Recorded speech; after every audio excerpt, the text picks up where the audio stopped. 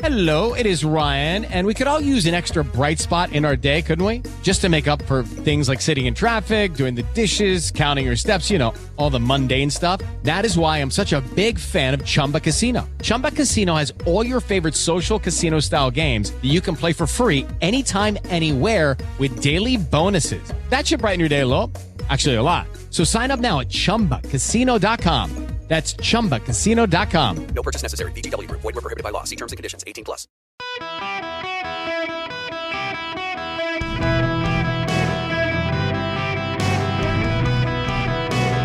Welcome to the Eric Erickson Show Podcast, Hour 2. Hello, America. Welcome. The second hour of the program. It is Eric Erickson here across the nation. The phone number, if you want to be on the program, 877-973-7425. As always, you can get my podcast, links, live stream, social media, all of that by texting Eric, E-R-I-C-K, to 33777. I'm like 22,000 some odd followers on Instagram all of a sudden. It seemed like yesterday I was at 5,000. It's just exploded. We put up show clips there, but I put up all my cooking pictures there too. I will have more recipes for those of you on the recipe list. I promise. Been working on some stuff. I've been a little busy, very busy. I've got to go. I got to go to California in 2 weeks to speak at a conference. And then in a month, I got to go to Las Vegas to speak to all those rich Republicans on how to waste their money or not waste their money for the GOP. Getting asked to suddenly speak at all these conferences. It's been nice, but it's work, and I feel like I'm taking a day off from you guys, but also kind of necessary. In fact, on Wednesday of this week, I'm not going to be here. I, before COVID, agreed that I would speak at an event before COVID. And it kept being put off because of COVID, and it has finally arrived. And the only time they could make it work was the middle of the day. And it's been put off so much I couldn't exactly say no after having committed to so long. It's a hot zip anyway. Lots of my audience will be there. So I won't be here on Wednesday because I got to speak to a bar association in Cobb County, Georgia, which is fine. It'll be not about politics, but it'll be about my time practicing law. Now, I got to move on because we've got to talk about, well, what has happened over the weekend in Atlanta and elsewhere, and I'm bothered by this. I don't know. So I wrote about this morning, and typically when I write about something in the morning, this is not the video we push out, and I had one I thought should be pushed out, but Philip can be the judge on whether or not to push this out, because I mean this very sincerely. I am genuinely bothered by more and more of the American press corps being captured by its own prejudices, beliefs, and bigotries. I actually think we as a free people do have to have a free press. I actually think it's very important, particularly at the local level, that we have reporters, journalists willing to ask tough questions of politicians of both sides of the aisle, investigating corruption, exposing it for the public. I think that's actually a very useful purpose of the media. I think it's a necessary purpose. A free people must have a free press who has the backs of the people. But increasingly, we don't have a free press. We have a press captured by its bigotries and prejudices inside a progressive bubble, willing to embrace left-wing talking points and right-wing stereotypes. And I'm genuinely bothered by that. I'll just start with the city of Atlanta.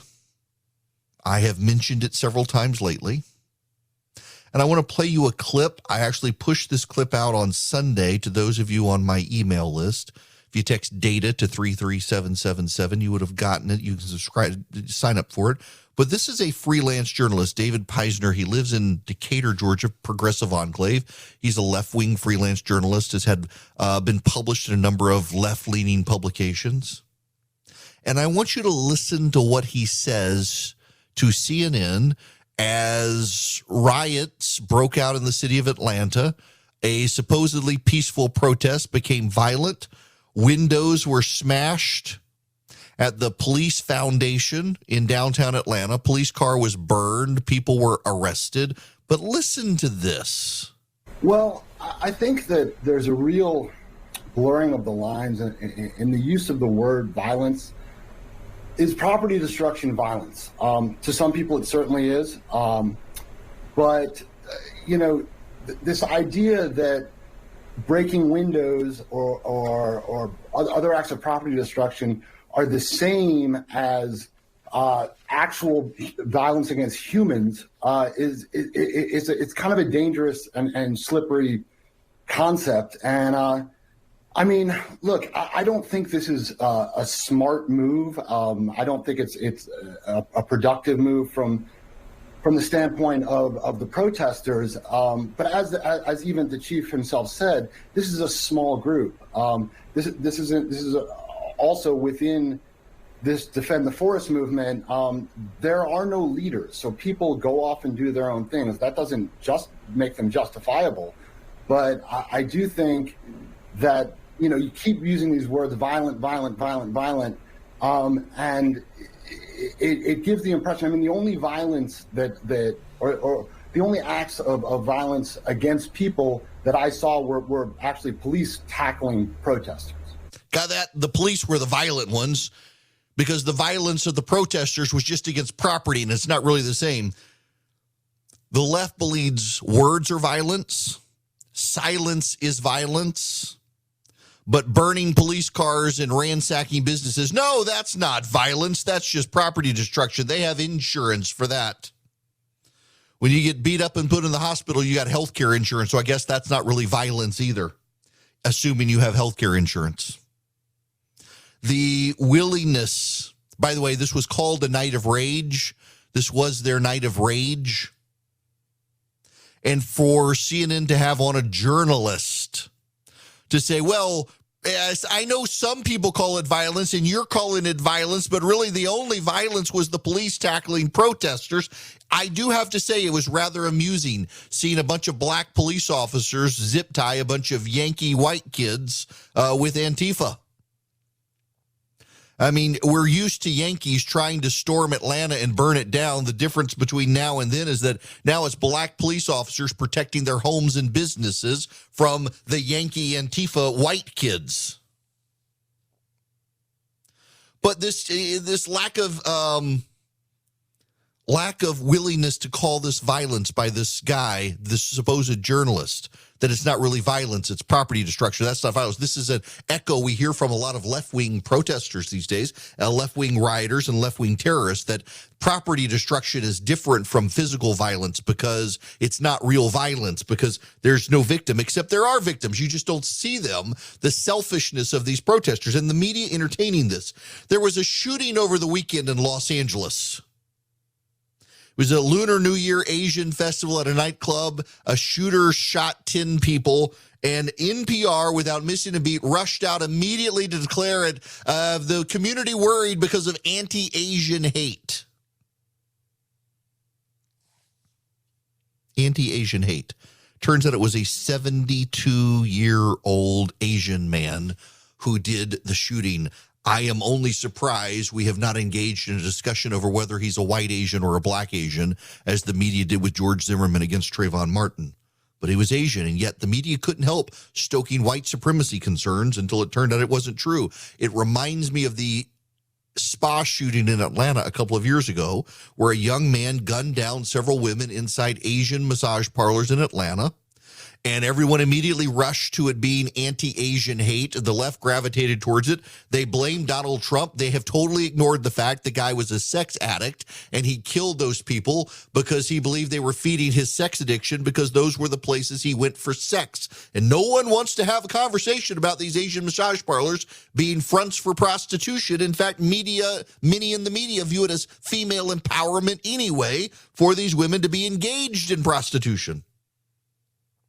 The thing that really gets me, though, is that even on Fox News, these 20 Republicans who held up Kevin McCarthy's speakership were referred to as insurrectionists. On other television networks, they were referred to as hostage-taking terrorists. and all they did was drag out the speaker's vote. But you've got actual terrorists in Atlanta firebombing youth facilities, firebombing businesses, storming into churches to disrupt church services, vandalizing churches and private homes, and shooting police officers.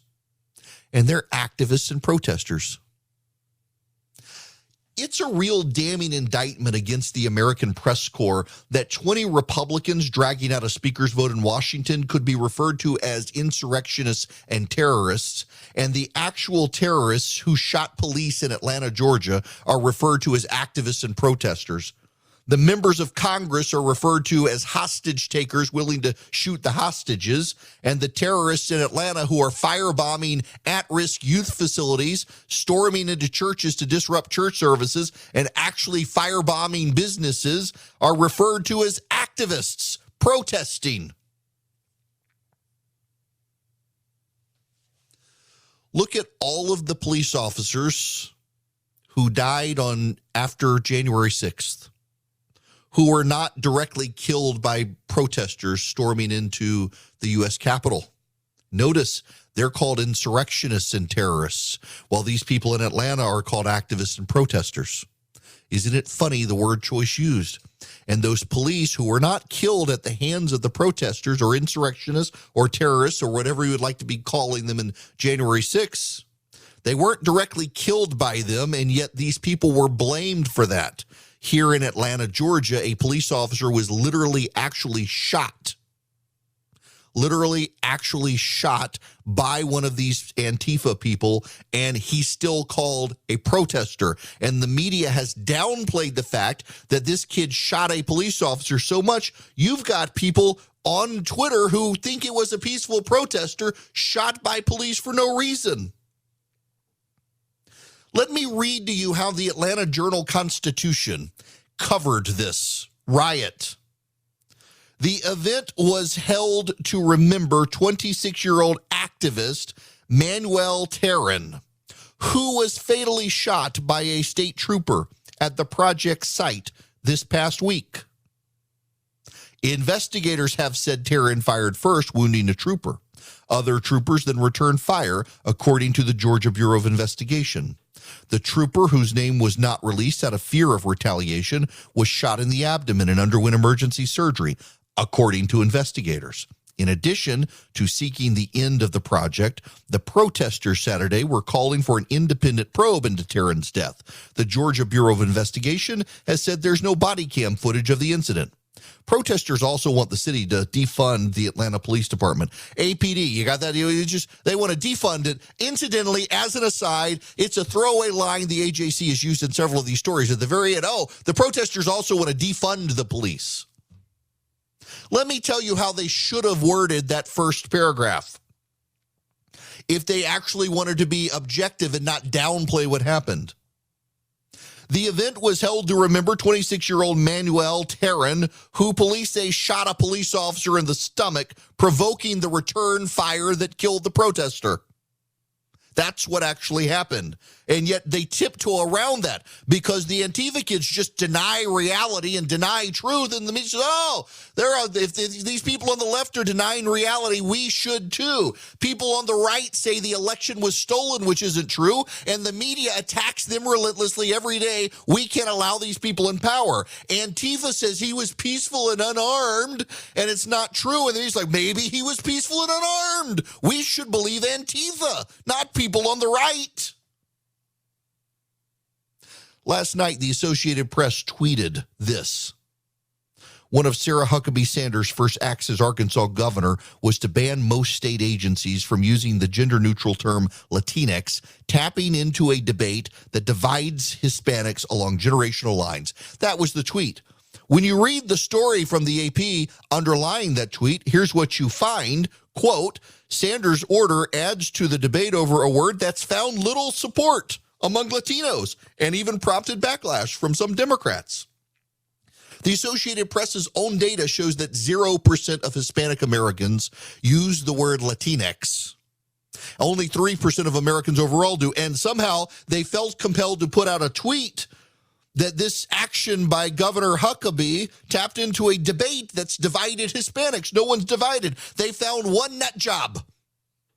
A non-binary person named Angel Castillo Reyes, a 21-year-old non-binary student at the University of Arkansas who uses the pronouns they, them. The Associated Press allowed one person with mental health issues to trump millions of Hispanic Americans who reject the word because people at the Associated Press who are white use the word Latinx.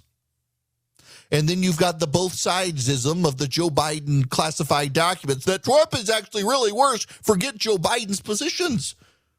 We can't be a free press, we can't be a free people.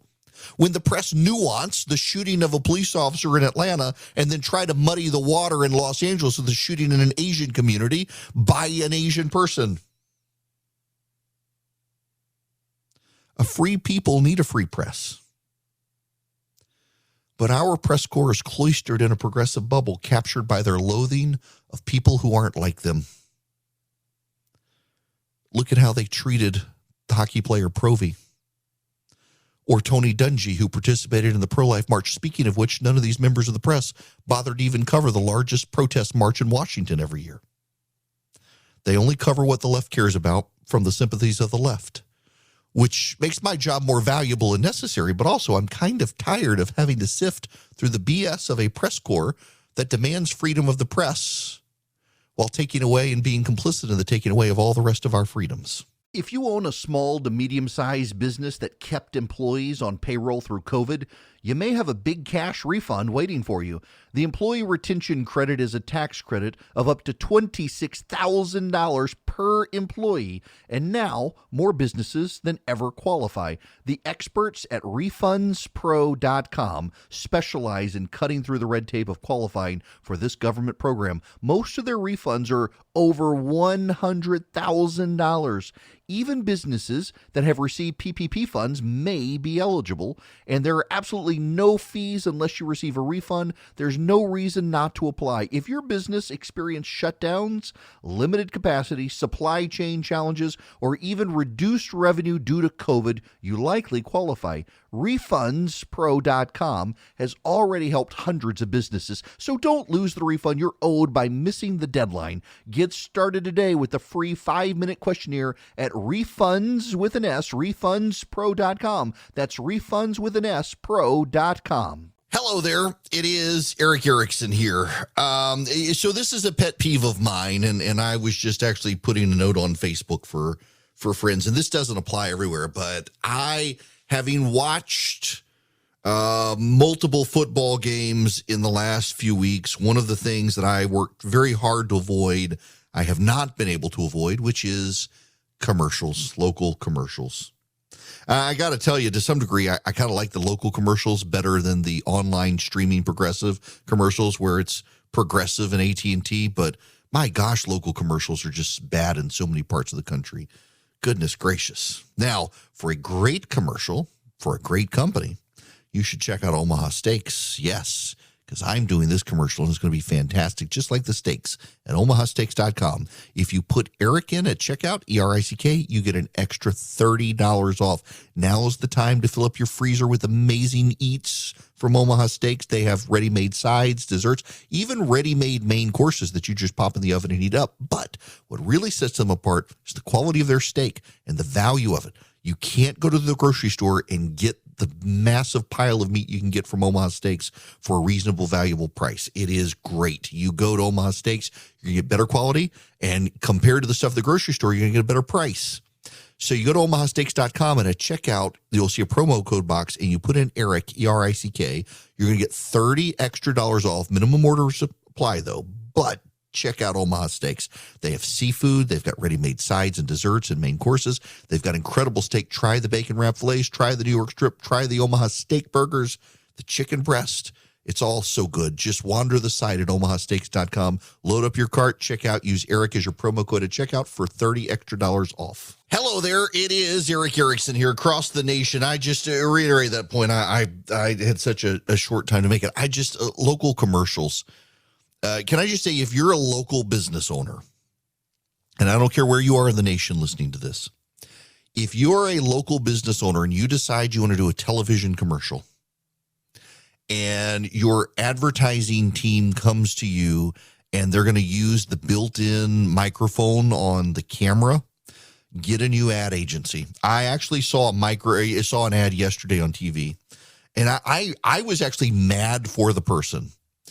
The person is clearly wearing a lav microphone, a lavalier mic, and the audio comes from the built-in camera.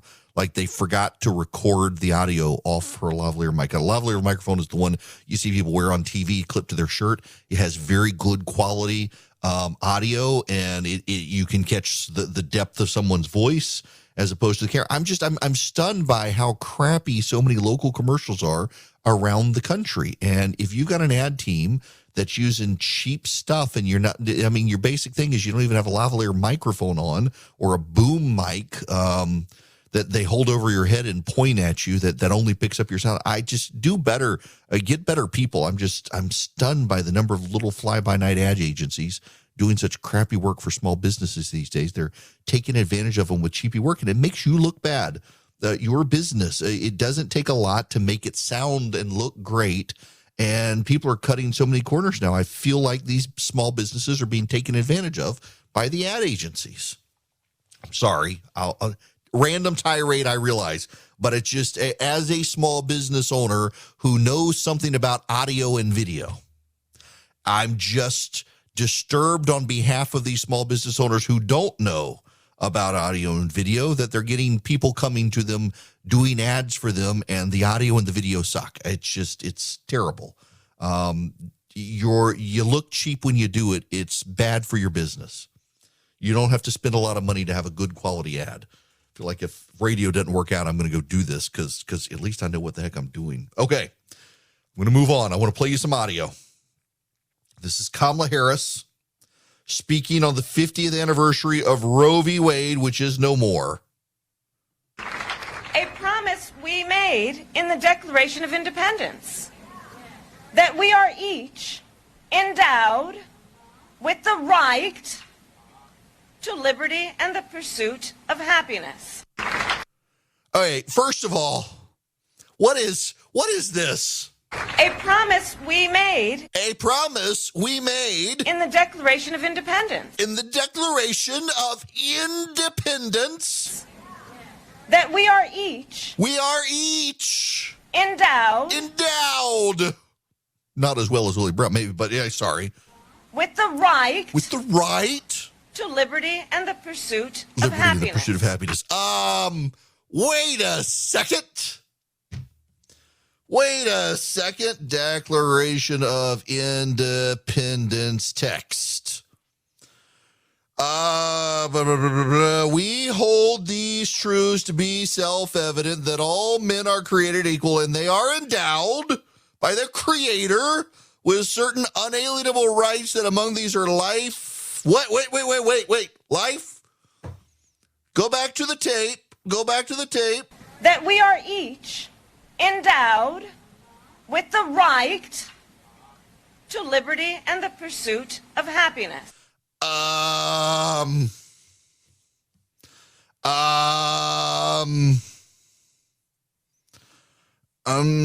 Well, she got two of the three.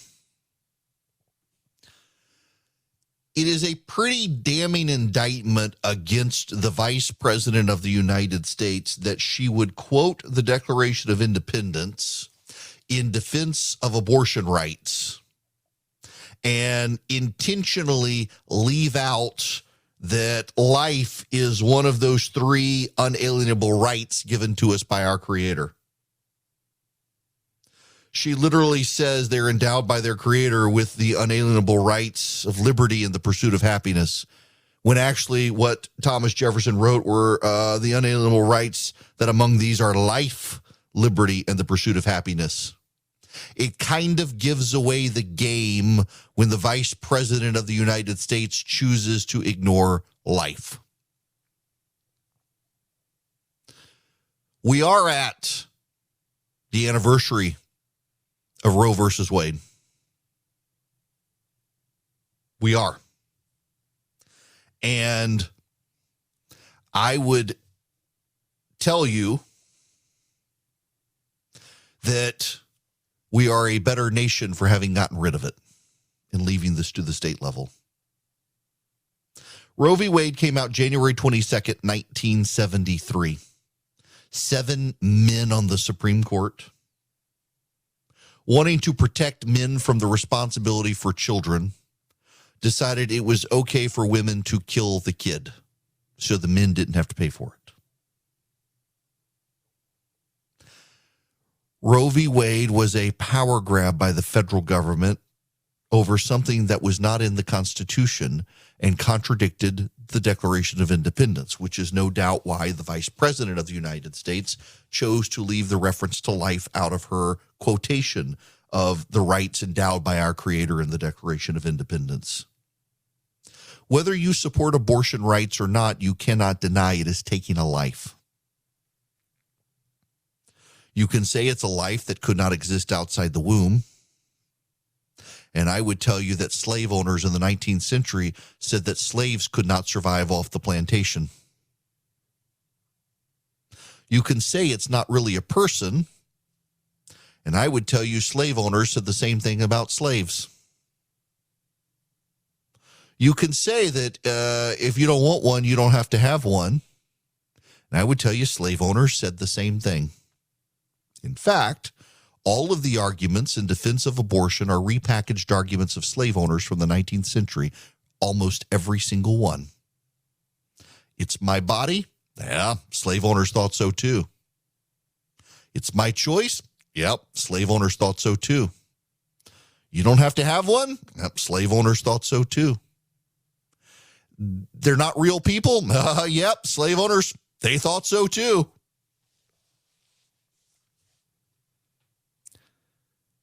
The March for Life was this weekend in Washington, D.C.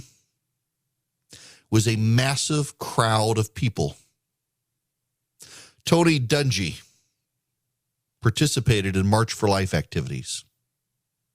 And the left is now trying to have him canceled for being part of the March for Life. They gave up on the hockey player Provy, so now they're going after NBC News, which is far more progressive than the Philadelphia Flyers team when it comes to things like this. I doubt they'll be successful in Tony Dungy. I am pro-life.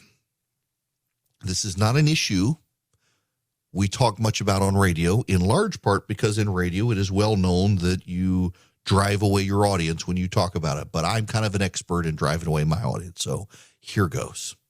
The fact of the matter is, the United States Supreme Court overstepped its bounds in Roe v. Wade in 1973 and found a right that no one can read into the Constitution. You may not like the right to keep and bear arms, but there it is in the Second Amendment. You can argue over the language, but the language, the right to keep and bear arms shall not be infringed, is right there. You cannot read the Constitution of the United States forwards and backwards or upside down and find the right to an abortion.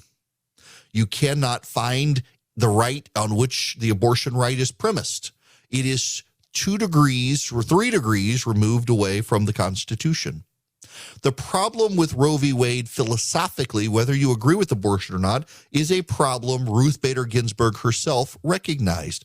The reasoning was deeply flawed. It was an extrapolation of a pre-existing extrapolation to be able to even get to the abortion right in the Constitution, where it is not there and you cannot find it. And by inferring the right of abortion into the Constitution, essentially what the Supreme Court of the United States in 1973 was doing was saying that you, the American people, can no longer read your founding document and understand it. We, the Supreme Court, must understand it for you and divine rights from it that you cannot find in there. It took a government of the people, for the people, and by the people, and made it of the judges, for the judges, and by the judges. I do not care how good of a scholar you are on the Constitution, and I happen to be a pretty good one. My highest grade in college, my highest grade in law school was constitutional law, and I was a lawyer. You can't find the right to an abortion in it.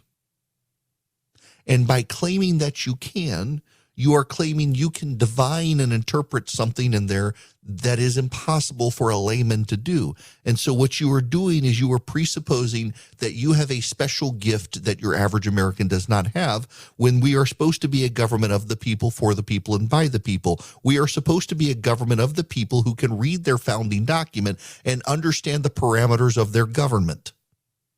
And you can no longer do this with Roe v. Wade, because you can't find an abortion right there, which means, according to the standards of our founders, not that abortion is unconstitutional, but that it is not in the Constitution, which means it must be left to the states of this nation to decide for themselves under their constitutions. And some states will be pro-abortion, and some states will be pro-life, and some states will solomonically split the baby and come up with something else. There is a real consensus in this country for a 15-week abortion ban. A majority of Americans support banning abortion after 15 weeks. At the federal level, that seems plausible and reasonable to do, given the consensus in this country, even though the left denies it. But the left also denies they want abortion on demand until birth, until they actually speak up about what they really want, and then they admit it.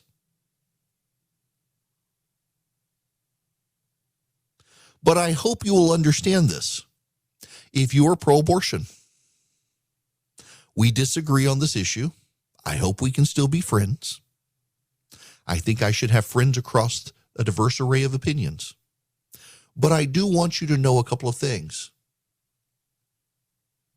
And it is really important that you understand.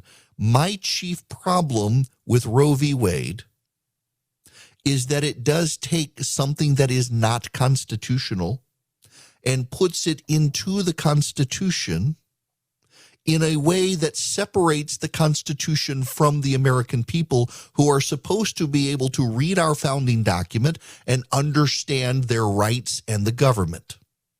And when you can divine a right inside the Constitution that is not only not there, but is not then divined from another right derived from the Constitution, but is several steps away from that, you've taken the people and you have subverted them and enslaved them to the power of our black-robed masters on the Supreme Court.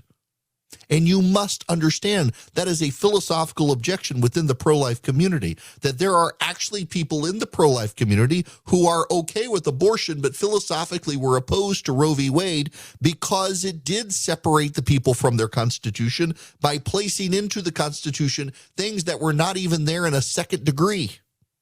And by that I mean you can take a right to privacy and cannot extrapolate from it a right to an abortion. What they did with the Griswold decision is they took an implied right to privacy and applied it to birth control, and from the right to birth control then applied it to abortion. So abortion is several steps removed from the Constitution.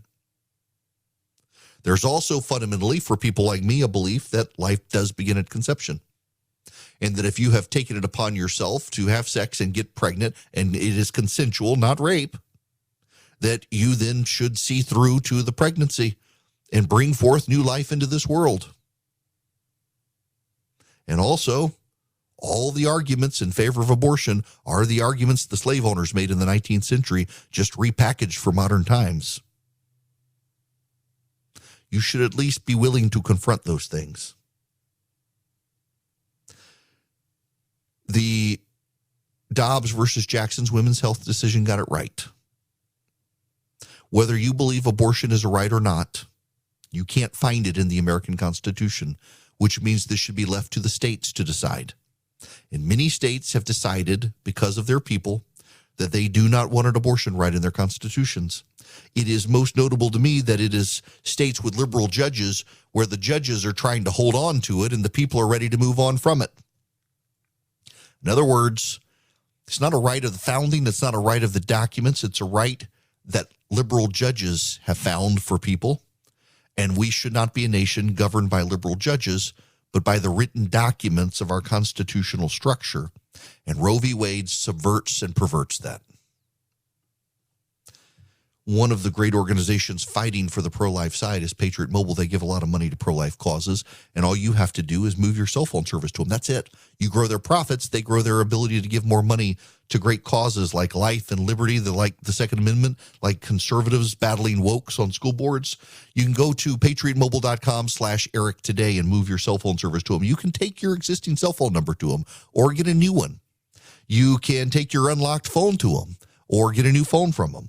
You can also call them if you want. They have 100% U.S.-based customer service. It's 972-PATRIOT is their phone number, 972-PATRIOT. Tell them I sent you. You get free activation. If you don't believe me about their service, 5G data, digital voice, go to patriotmobile.com/Eric. You can put your address in and zoom straight into your house on a map, and it will show you just how strong the coverage is. And then, because they're Christian conservatives, they take a portion of their profits and they fund the conservative movement for veteran, first responders, teachers, the NRA. You get great discounts, and they fund the pro-life cause, the Second Amendment cause, and so many other great conservative causes. PatriotMobile.com/Eric or 972-PATRIOT. Hi there, it is Eric Erickson here. This hour of the program brought to you by First Liberty Building and Loan. Wherever you are nationwide, you want your business to grow, reach out to them, firstlibertyga.com. See if they can help you. Let me run to the phones here and take Arthur. Welcome to the show, Arthur. Hey, good to talk to you. When Biden canceled the XL pipeline, there were 10,000 plus workers put out of work, and the solution was they can all become programmers. So I'm wondering, with the tens of thousands of tech workers laid off by, everybody, what are they suggesting for them? Fast food, restaurant worker, Uber driver? I mean, they could learn to flip burgers, or maybe they could actually learn to lay pipe for the oil pipelines. And oh, how the roles reverse.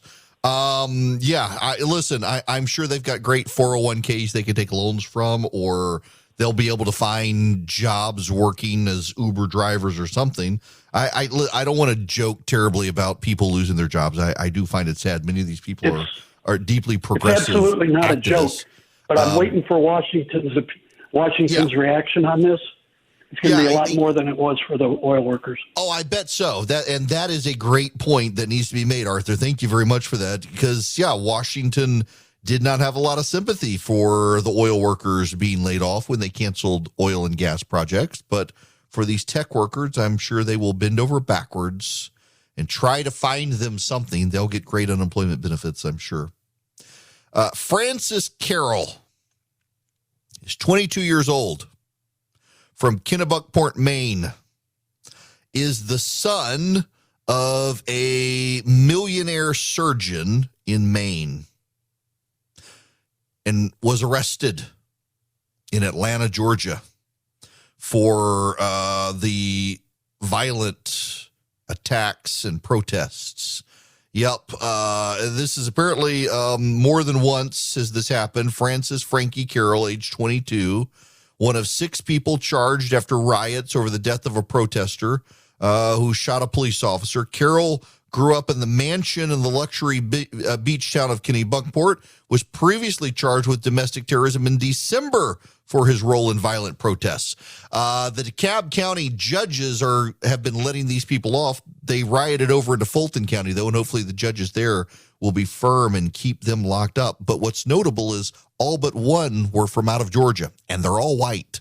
Lucky Land Casino, asking people, what's the weirdest place you've gotten lucky? Lucky? In line at the deli, I guess? Aha, in my dentist's office.